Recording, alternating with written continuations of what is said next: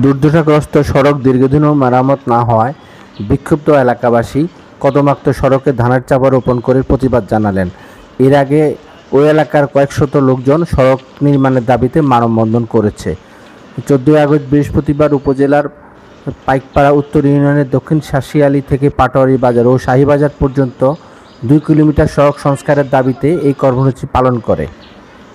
বিক্ষুব্ধ এলাকাবাসীর অভিযোগ, ফরিদগঞ্জ উপজেলার পাইকপাড়া উত্তর ইউনিয়নের দক্ষিণ শাসিয়ালী গ্রামের এই সড়কটি মরণ ফাঁদে পরিণত হয়েছে। যেই সড়কে হাঁটাচলা করতে হিমশিম খেতে হয়, সেই সড়কে যানবাহন চলবে কিভাবে?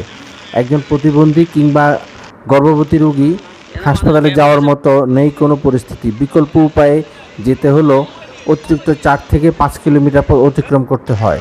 ছোট ছোট শিশুরা বিদ্যালয়ে যেতে পারে না স্বাভাবিকভাবে।